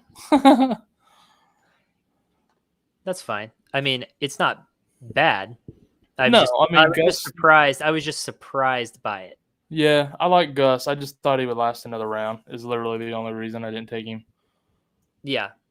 Okay. Well, I'm actually not surprised he got picked. I mean, I got 4 really good receivers, so I really don't need any more receivers. Yeah. All right, cool. Hold on. We're on our last round here. We're moving freaking fast. I'm gonna jump back over here to Joe really quick. Since he just made his last pick, you got Samuel and Booker there. Not bad.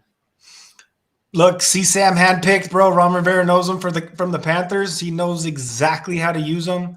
But to go back to Tony's point, it's like, okay, great. Now I got 1, 2, 3, I got like 5 wide receiver twos. What do you do? But something that I'll argue against that a tad bit is like that's a quality problem to have, right? You have people on your bench that could possibly be an RB2 or a wide receiver 2 and beyond the flex. Like that's quality problems. And look, if your squad's solid and you have a dude blowing up on your bench consistently, he's not on somebody else's team. That too, or I'm shopping him, right? I'm trying to make my team better. Yep. And figure out a way to do that. So it's like it's a good problem to have, but trust me, I've also been there where it's like, who do I start in my flex? I personally like starting running backs in my flex. Yep. Makes me feel a little bit more comfortable as far as getting that TD on the week. But I had to cuff with Booker. I go a little crazy and I love Saquon, but look, man, I'm reckless, but I'm not insane. You know what I mean? So if it's a slow start or anything happens, like I don't love Booker either. But at least I'll have something there. And I actually had a draft earlier today where I had the second pick and I took Dalvin, man, and Madison got sniped early, bro. So like now I'm not sleeping good at night. To Tony's point, like I like having that assurance, bro, because there's no panic. It's like, okay, but let's also be reminded when Madison got the role last year, he got hurt and he was garbage. I think he might have been playing like the Lions or something, and he was on deck to just literally like, okay, this guy's top 4 this week, and he completely shit the bed. And I was like, thanks a lot, bro. Like I probably spent all my fab or whatever. So it's not as clear as maybe we might hope. Pollard 100% is. Pollard's a straight baller. So I like that Pollard pick. I think he's a plug and play no matter what if Zeke goes down. Yep. But Madison he's not as slam dunk. I mean, on paper, people, that's the cuff and that's who you want to get. And that's probably who I would take. But based off of last year, I wasn't completely sold on him. And I think Mike Boone actually went to the Broncos, if I'm not mistaken. So I don't even know who the 3 is there, but man, look, I'm not in love with it. I like Jerry Jeudy. I know Sutton went a little bit later. I like Sutton as well. I think Jerry Jeudy has supplanted him. And, I'm a little hesitant based off of them saying, look, he looks great, but he doesn't trust the knee yet. I'm hoping that's not what happens with Barkley either. But that could very easily be a realistic situation. I personally believe Barkley's special, and there's no one else like him that exists on this planet. So I believe that he is not going to have that type of situation, and he's going to hit the ground running, man. But that's wishful thinking. But I think Judy, I think he's the receiver to draft in that offense, man. He's going to run out of the slot. He's going to run on the outside. He does work, bro. Like, he's easily already established top 12, top 10 best receiver route runners in the league. So I like Judy. I'm kind of all in on Judy. But I didn't know there was a wide receiver to have there in Denver. My bad. Just kidding. I mean, they're great athletes, man. And if Locke can figure it out, then he's got a lot of tools up there. They just got to put it together. Look, man, I agree. But they brought in Teddy Bridgewater. They're pushing Locke. Locke looks good. It's still preseason. But guess what? If he's garbage, they can put Teddy in, and Teddy's going to do exactly what he did in Carolina. He can sustain two top 12 or two top whatever receivers. Yep. So he did good with it. Yeah, I don't hate it. And, Denver's got a good D, bro. I think, Javante's, I think media took Javante. He took him early, or are we at the top? Yeah, no, he took him the fourth. I don't know where he took him, but he took him in the fifth. I took Javante in the fifth today too, man, and I was out of the 2 spot. So I'm not mad at that. I like the upside. It's going to maybe take a couple games. I personally would like to try to he got M. Gord too. So yeah, so he's straight, man, because you got an RB2, RB1 with upside, no doubt right there. Yep. But that's enough out of me, bro. Cool, man. I'm gonna leave you, and I'm gonna go over to Bobby for Mr. Irrelevant over here. Hey. So Tannehill there, that's your only quarterback. Let's just highlight that. That is your quarterback. And personally, I like it. I think Tannehill is extremely underrated, and you got him in the last pick of this draft. I mean, 12-10. Nice job. Well, when you're in the turn picks, it's important. You actually need to start looking at what your league is doing, because I kind of cheated a little bit. I'll admit. Like, if this was 15 rounds, 16 rounds, I might have had to pull the trigger sooner. But when I saw every single team had a quarterback, I'm like, no one's going to take a quarterback here in their second QB in this draft. So that's kind of the strategy. You have to actually see the landscape. The same thing with tight end. I waited on Tyler Higbee. I was the last one to take a tight end and a quarterback. But when I made the decision between Higbee and Tannehill, it's just a flat out Higbee to me was the only guy left in the tier that I liked. And then and Ryan Tannehill, it was Jalen Hurts. Those were my 2 guys that I was deciding between. So I said, you know what? If someone like Jonnu Smith went as a tight end too, Kyle took him. So I thought maybe one person might take a second tight end or second quarterback. I rolled the dice, and I ended up lucking out. I got my guys. But overall, it's more about just understanding the landscape. Just like, when you're in those turn picks, if you see everybody has a quarterback or everybody has a tight end, you don't necessarily need to reach for a guy. Take another. I took Marvin Jones, who's probably good. From all the camp reports, he might be the number 1 receiver.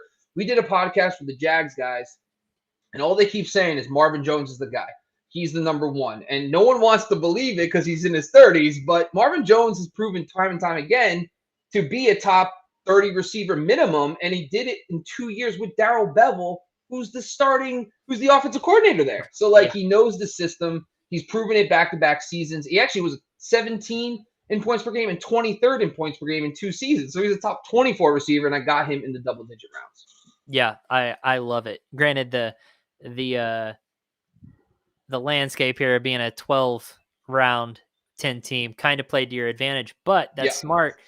It makes a good point of you got to go with the flow. Like you said, kind of look at your landscape, see what other people are doing, and adjust accordingly and plan accordingly. Let's get everyone back on here. Let me see. Let's get nice. It's like the Brady Bunch now. Look at us all together. I love it. Cool. Look at that. All right. Guys, good draft. That was cool. And it was good to hear everyone's thoughts and strategies and stuff. That was actually really helpful. Heck, I learned some stuff from it. So, really hey, Bobby, Bobby, real quick. Can I jump in real quick? Yeah, go for it, man. I said this in the beginning. I make the world's worst detective. I thought it was 14 rounds. So I was actually going to go Tannehill Hurts at the turn there to try and block you from getting caught. Oh man! I'm like, he doesn't have a quarterback. I'm going to make sure he doesn't get I was told this is a friendly mock, so I'm glad you didn't. Because if you did that, I'd be like, you know what? I'm done with this whole entire network. I would have been Let me out. ask So I'm you. glad you didn't. Let me ask you real quick. Where do you rank Stafford in there? Oh, Stafford. Well, this is the thing, man. So, I view Stafford as this year's Tom Brady. Going into an elite offense with established weapons. Tom Brady and 2020 was the most ridiculous season ever. Like the QB9, which was Tom Brady and Justin Herbert in points per game, would have been the QB2 in the previous year. It was just an absurd season. So it's hard to really judge how, legit this is. But listen, Matthew Stafford coming over with Sean McVay. But when I view the actual situation, I think, Ryan Tannehill is Todd Downey comes in, brings over that offense. Tight end coach comes and promotes himself. But Todd Downey's going to throw more than Arthur Smith did. He did that in 2017 with the Raiders. So that's why I have Tannehill, and plus he offers stuff with his legs. He can run a little bit. He had 7 rushing touchdowns last year. Yeah. But Stafford, and if you're in a 12-team league, this would have been a lot different, right? So we would have been a little bit deeper, probably had to take quarterbacks sooner. But Stafford to me it's because he's in a new system. It's going to take, it took Brady until halfway through the year to kind of really get the flow going, right? So that's why I think that Tannehill can hit the ground running. So I'd take him over Stafford. But throughout the year, he's going to be great. Cool. Love it. Okay, guys, there's not many of you left. There's 4 of you left. Take a good look at that draft board and let me know, besides yourself, besides the team you drafted, what team are you liking most? I can't see round 1. Oh, there it goes. Do you not have the draft board up on your screen? I can see it now. It was blocked, but now I can see it. All right, let's see. Yeah, that last round doesn't matter that much. We'll leave it here. I'm just curious as to what you guys think, and you can't pick yourself. Well, for me, I think Sky, a TCK pod there, picked a team that is generally what my teams have looked like in the past. Going a couple running backs and then a tight end in the first 3 rounds. Mm-hmm. I also like Bobby. I might have gone 3 running backs in the past too if I didn't have the right tight end fall or whatever. So those 2 teams look a lot like what I usually do. I went, early back-to-back receivers, but I also really like what Tony did with Cook, Gibson, Brown, Cooper. That is awesome. I like that foursome. That looks really nice. Man, that is something, dude. And then, honestly, and then Woods and Prescott on top of that. So I think for me, it's between Tony and Sky, probably tied for my 2 favorite teams. Yeah. Okay. Appreciate that. Yeah, I think Bobby killed it. I'm not in love with Edwards, Hilaire, or Mixon, but you've got incredible depth. You got some real value. I'm kind of on the fence with DJ Moore. I know a lot of guys are in love with him this year, but I'm not sure if it's going to be him or Anderson. But you've got great depth, and I think one thing we all learn, those of us who we've all been doing this long enough, injuries are going to happen, and you get hit with a couple of injuries, and your entire season is sunk. So I feel like that's maybe my weakness, is I'm a little shallow on that end. That was we should do that. I guess we can't do it weekly, can we? That's the most fun of the fantasy season is the draft. So that was a good time. Yeah, getting Higbee and Tannehill late. Yeah. Yeah. There's a cheat code because it was a mock. Yeah. No. Oh no, Kyle. No, it was because I'm super smart, man. Come on, dude. It's because you have no soul. I don't. That's fact. Redheads don't, and it is what it is, man. And I don't just say that because you got red hair. That's not the only reason I say All right, that. Jeff. I want to hear your opinion on what you're thinking on these. There's a couple of teams I do like Tony's team. The only guy that it's a love-hate relationship is Antonio Gibson. My thing when I draft, I am a safe guy. I like guys that don't get injured. Antonio Gibson and that turf toe issue And I'm telling you, man, I am really loving Jared Patterson. And he seems to be knocking on that door to where if anything does happen to Gibson, if I happen to draft Gibson, I would be drafting Jared Patterson. I wouldn't really be going after what's the other? Madison. No, not. I'm just saying in general for the Redskins. Oh, gotcha. Barber. The other McKissick, catching running back, McKissick. Yeah, McKissick. I would be really focused on Patterson. He's been proving that he can both catch and he's a beast at running. But I love Tony's roster there, and I like Plugs a little bit as well. Those two. It's weird looking at all of these. I see certain elements that I really like as well. With Kyle having Diggs and Tyreek Hill, I'm like, that's a killer duo right there, man. That's scary. So, but yeah, those I would say those two rosters between Tony's and Plugs. Those are two rosters I can see myself having as well. Cool.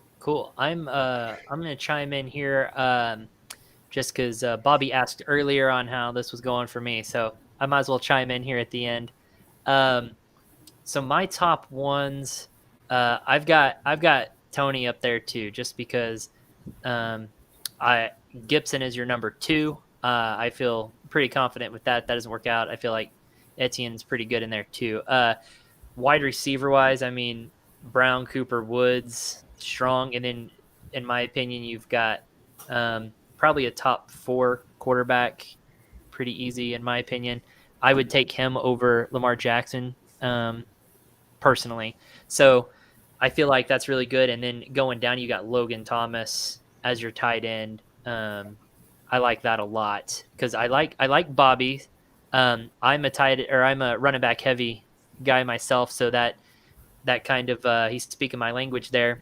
And I think Kupp and Moore as your 2 wide receivers. Then you got Boyd, Chase, Beckham. I mean, I think where you lose it to Tony is maybe Higbee. I think Thomas is going to be better than Higbee, and I think Prescott's better than Tannehill. So I think Tony kind of edges you there. And then the other one I'm really liking, and no one else has said, is I like Sky's team a lot. I said Sky's team. Did you?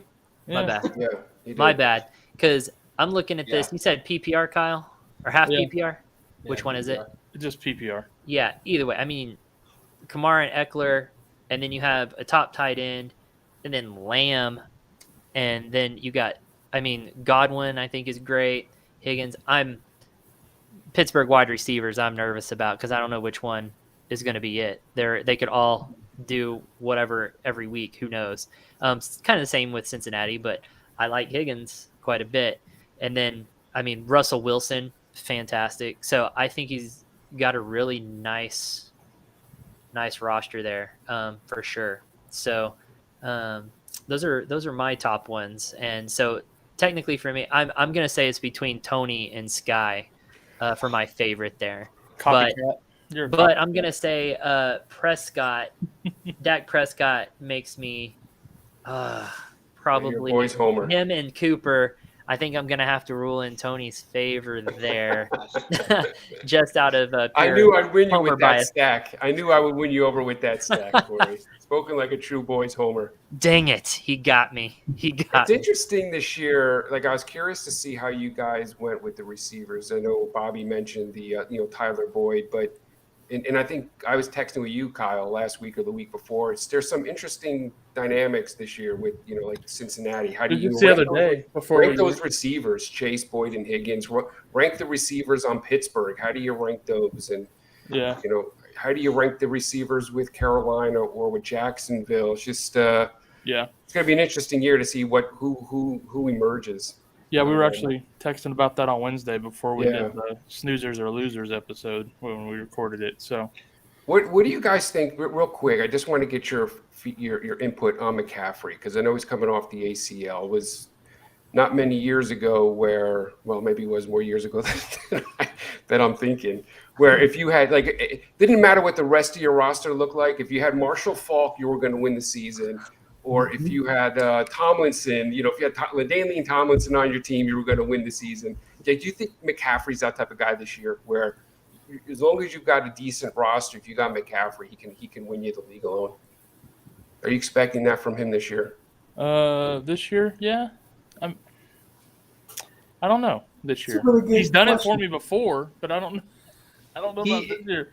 There's a lot of talent out there this year, man. He is the closest thing to it. Like, I mean, listen, you're not going to win a League One guy.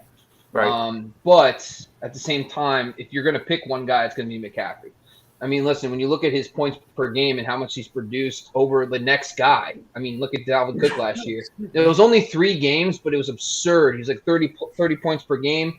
Even the previous year, it's just he just offers just a different level of separation from just the next guy. I mean, it's not even real. I mean, Devontae Adams was dominant last year, but his 21.6 points per game, that's 2.6 higher than Tyreek Hill. And then you drop down to Diggs, and it's like another 2.5 points. Like, Devontae Adams was elite, but McCaffrey does that to the RB2. Like, it's just crazy. Completely different. But the thing is, you know, his injury last year, it seemed like the Panthers did the right thing. They're like, listen, we could have brought you back, but we just didn't want to. And I like that for going forward because he doesn't have the same mileage. Plus, he does so much in the receiving game. He's not like Derrick Henry where he got to get 350-plus carries to dominate. It's instead a combination of 100 catches and then like 280 rushes. But I think to answer your question, Marshall Faulk, Damian Tomlinson, Christian McCaffrey. And then Todd Gurley. Let's show some love to Todd Gurley. A little love to Todd Gurley. He had like a 2-year span where he was special. But Do you think it's a winning recipe if you, I mean, it might take a trade or something, but if you get McCaffrey and say like Kelsey or Waller, like if you can get McCaffrey and Kelsey on the same team, to me that just seems to be a weekly advantage.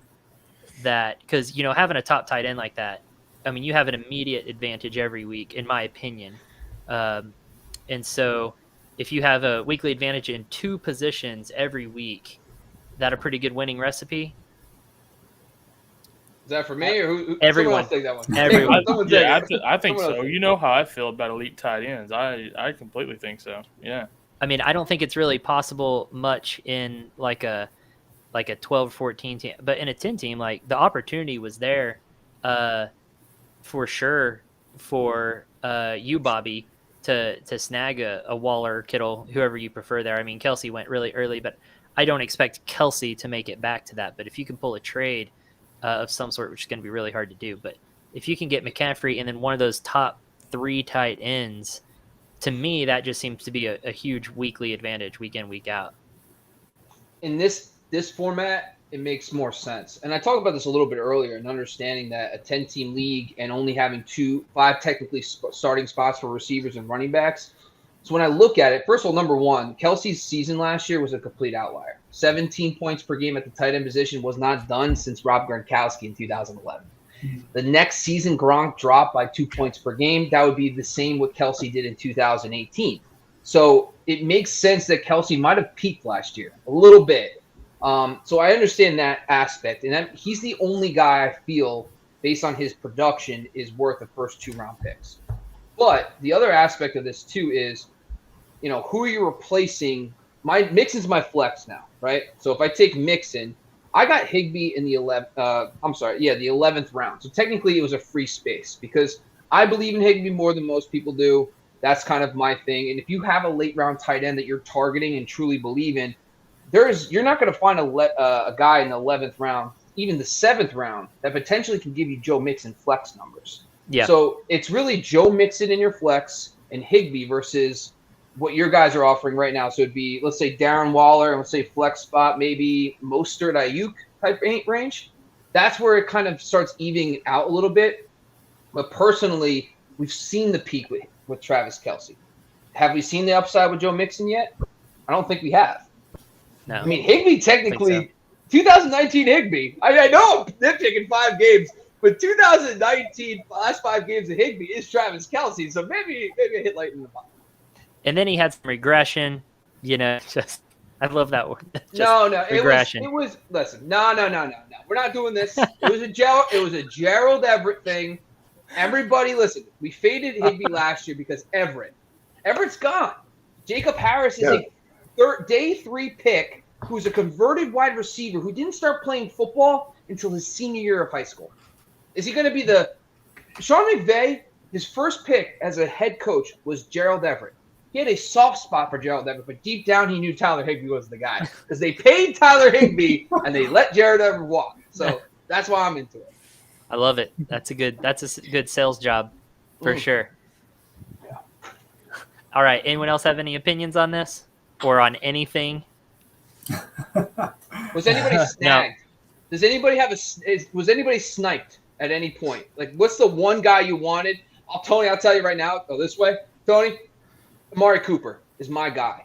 And you took him. I almost got up, found your address, went to your house, yelled at you politely because we don't know each other that well, and then went home. Yeah. But still, Amari Cooper was the guy I got sniped on. And I had him in Cooper. I was like, Cooper Kupp, Amari Cooper. I was all ready to be like, this is why I did it. I was going to tell Corey all this nice stuff.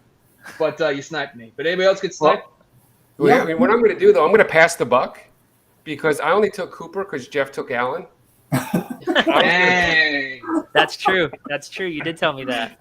Well, I was going Josh Allen there. And then, really, this is Jeff's fault. I was also thinking ahead for me. I was thinking, I really want – I love Cooper. I think he's being overlooked. And I knew that there was a chance I was going to grab Prescott, so I wanted the stack. Nice. I do a quick question. I know we're talking about being snipes real quick, and I got sniped there, Josh Allen. But I do a quick question because I'm looking at your pick and my pick right after. See, I actually like Woods over Kupp, and this guy I was talking about before. Like, how do you rank the receivers in Pittsburgh and Cincinnati? And so you like Kupp over Woods in that offense with Stafford because Stafford likes to sling it. Yes, because I looked into Football Outsiders does a metric called DVOA, slot versus wide, and Matthew Stafford over the last 2 seasons was 7th in the NFL in efficiency to the slot. And this is something where, and also Matthew Stafford over that same time frame targets the slot 64% of the time, which is inside the top 10. And people don't think that because, Galladay, Marvin Jones, but because he targeted T.J. Hawkinson, he targeted Danny Amendola. People don't realize this. Yeah. So my thing is that was part of it. But the other thing is the touchdown upside. Robert Woods has been a great player, but Cooper Kupp in spurts has shown you flashes of top 5 receiver upside. Robert Woods is he's like the guy that is your friend, but you'll never date for those chicks who don't want to date. Like he's a good looking guy, but I would never date him. Robert Woods is going to be a top 15 receiver. We know that. And my thing is at this range, Cooper Kupp to me, I've seen points in 2018 before he got hurt. He was flashing top 5, 16 points per game and half-point PPR upside. I've never seen that from Woods. So with Stafford in the fold, I'm like, you know what? I'm going to take the shot on the upside there. Plus, the floor is kind of relatively the same. Cooper Kupp last year was maybe a point less or so. I'm willing to take that risk knowing the upside. Okay, fair enough. I still take Woods, but I appreciate you gave me a lot more. Yeah. Lot more to think about. We should do a segment, Corey. I don't know if you guys have watched Colin Cowherd where Colin was right, where Colin was wrong. Yeah. Where Bobby was right, where Tony was, or where Bobby was wrong, or where Tony was right. No, I like the first one. The first one was better. I don't know. So anybody else? Who else was sniped? Any of you guys sniped? Yeah, Tony, you were in the perfect position, to give and to take. Logan Thomas, man, I was all set to make that pick, man, and it was a great move. And I was shocked. I was looking. I was kind of pressing, what the hell? He was just here. He's gone. Oh, okay, he's gone. I hate that feeling. Exactly. But great pick, man. Really good pick. For me, sorry to do that to you. You seem like a great guy, so I don't want to. Well, likewise. You were just paying me back for the Josh Allen. That's all. Okay, old fellas. What about you, Kyle? I know you got one, Kyle. Who sniped you? I was just going to say, obviously for me it was Waller and Kittle, neither one making it to me there in the third. I really thought one of them would. Have to But settle I for know Dobbins. I've mocked and spoken with Sky too much. He knew that's what I wanted, I think. So, If he Jefferson, nailed me. if Jefferson were there for you, would you have taken Jefferson, or you wanted a tight end or Dobbins? You were going to go right and running back. I no probably matter what? would have taken Jefferson. Yeah. Yeah. What about? Can That you would've been a talk to hell us of a a little? Can you talk to us a little bit about Dobbins over Carson, Montgomery, Sanders, Jacobs? Like, I understand that he offers a nice like floor, but with Gus and Lamar, like in a PPR setting, I guess I'm just curious. Like, so what was the thought process behind for Dobbins at that point? I just never really trusted Montgomery for one. I don't know. Like, yeah, he had a good year last year, but and then Carson, he's not going to stay healthy, so it's just kind of a personal preference, really. Tony. I like Dobbins. Because Yeah, Dobbins is going to be there for 16, and you're like, he's going to give you a solid baseline. And Yeah, at this point, you're like, you have the elite receivers to give you upside in a PPR format. he just felt and then- safer. Yeah, I get what you're saying. Okay. Tony, I really thought Carson- Jefferson would go, but But then you got A-Rob, too, by the way, in a Yeah. PPR format, which is just insane because he's your flex player. So Dobbins, you just almost want your running back just to be available to give you 12 to 13, and then the receivers Exactly. to carry you. So it makes, in hindsight, it makes a lot more sense. In the moment, I was like, what the hell? Like Dobbins. But now it's like, it makes so much sense. It does. So that's good, man. All right. By the way, you took Zach Moss. That when you guys were talking about the clicking thing, I typed in Moss, and he wasn't coming up, and I'm like, what's going on? And I kept doing it, and then it literally I had to hit the down arrow, and it cleared, and there was Zach Moss, and you took him. I'm like, are you kidding me? Like that was the one time the Mari Cooper thing made me a little psycho, but Zach Moss was probably my B for the snipe because I actually typed his name in 3 times. Which is embarrassing. That's embarrassing. So that's on. I got a question about that, guys. Everybody thinks Zach Moss, definitely goal line back. I really don't know. Devin Singletary, he's done some work in the offseason, and it looks like it's paying off. I know it's preseason. But, I mean, he's even head coach has been really, really high on him. And now with Breida there as well, it's just I don't know. It's it's a coin flip. It's another New England. It's another like Houston. Nobody really knows. Yeah, I guess the competition. I mean, who they're playing against. I could see that. Singletary's burned me. I've never really had a lot of stock in Moss, so I'm like, I'll give him a shot. It seems like the coaches want Moss to succeed. So I if agree. the coaches are taking a chance on him, I'll take a chance on him. Singletary's kind of had his shot and not really ran away with it, so to speak. So I'll give he's Moss another one too, Moss, if he can stay healthy. It's just another. Yeah, that's true. Yeah, kind of. Yeah. And just to kind of give you a So snapshot too with Moss is that so I wrote something about this too previously. So I'm going to look over here because I wrote this. I just want to read what I wrote. From week 7 through 16 last year. So week 17, the Bills didn't really play because they already solidified the playoffs. So week 17, Moss was 24th in carries and yards during that span. He was 12th in carries inside the 5 with 8. And he was the running back 28 over that time frame. Now, we started seeing a little bit more usage from him too, right before he got hurt. So that's kind of where it started growing to that point because he got hurt kind of mid-year, but he came back and started getting more work. But also beat writers, when you look at what they're saying, they constantly say as soon as Moss comes back, he's the first guy. He's the one that gets the work right away. And like Kyle said this perfectly, they just want him to be the guy. So when you're drafting in the 10th round, I'd rather have a player who I know a team's just we just want you to be the guy. Please, just just one of those things. But also, it's also their offensive coordinator, fucking Brian Daboll.